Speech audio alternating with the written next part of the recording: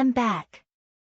Let's continue our discussion on the topic language education policy in Vietnam based on the article of the same title written by Bai Xian Not Chi Minh Nguyen and Van Huyen Nguyen. In this video, we will discuss the two remaining topics, language education policies in the 21st century and current issues with English education policy. Let's start with language education policies in the first century for Vietnamese, for ethnic minority languages, and for foreign languages. For Vietnamese. In 2005, the Vietnam education law mandated Vietnamese as the official MOI in the public school system and other educational organizations in the country. It is used to teach all science courses and becomes a core subject of the national curriculum. In recent years, Vietnamese has been challenged due to the increasing prevalence and influence of foreign languages. Private schools have chosen English as MOI. Most of the Vietnamese natives aim to improve their English competence to compete in the global market. And students identify more with English than their native language and culture. To solve this issue, a mandate was issued that Vietnamese students attending international schools at all levels must take Vietnamese as a compulsory subject. Vietnamese was encouraged by the government to be learned by ethnic minorities in primary education, while mother tongue was learned as a supplementary subject. How about language education policies for ethnic minority languages in the 21st century?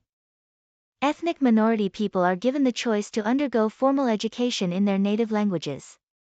There were three models implemented in the provinces. First, simultaneous introduction of Vietnamese and ethnic minority languages as MOA. Second, Vietnamese as the core language of instruction, ethnic minority languages as supplementary. And third, ethnic minority languages as core, Vietnamese introduced from grade 3.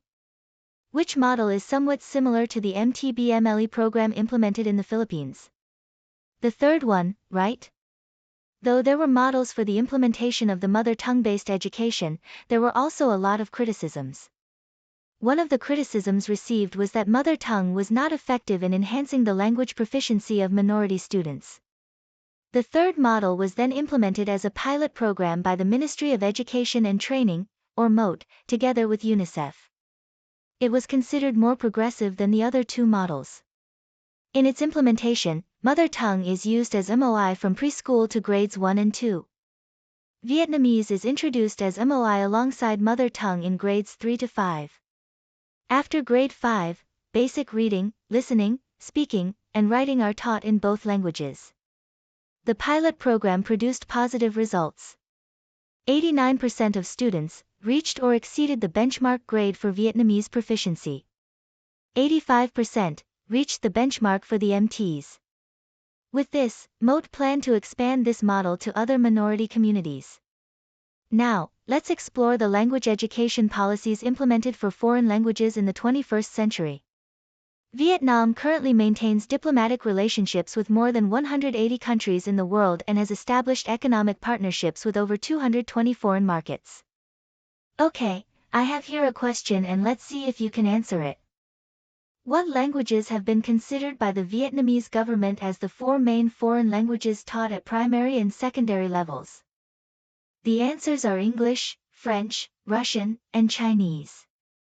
English is promoted as the most important foreign language across all levels of Vietnamese education, introduced as a subject from grade 3 in many provinces, imposed as a mandatory subject across public schools from grades 6 to 12, and learned as a major or a subject in English linguistics or English teaching. But the implementation was never smooth. There were a lot of issues encountered, such as lack of learning facilities and materials, shortage of qualified teachers, outdated methods of assessments, and improper implementation of EMI or English as a medium of instruction. Now, we move to the last topic, current issues with English education policy in Vietnam. Vietnam implemented a national foreign language project called Project 2020.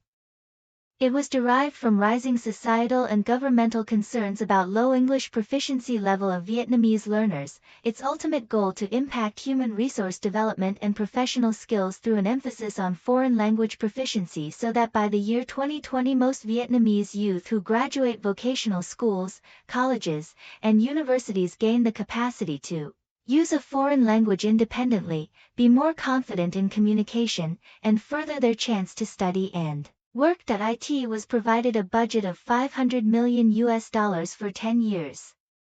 To implement Project 2020, English must be taught starting in grade 3 and foreign languages in all vocational and university curricula by the end of 2020. The project was pilot tested from 2010 until 2019. Though it was such a big project, still the implementation faced a lot of issues such as education system is unprepared, many primary English teachers are not trained to teach English to young learners, primary English teachers are still not developed, and there is a need for massive retraining of English teachers. Next, let's talk about how the English evaluation policy was carried out in the country. English was imposed as a compulsory subject included in national examination after HS graduation. Exams focus on grammar, vocabulary, and mastery of reading and writing. English as a medium of instruction.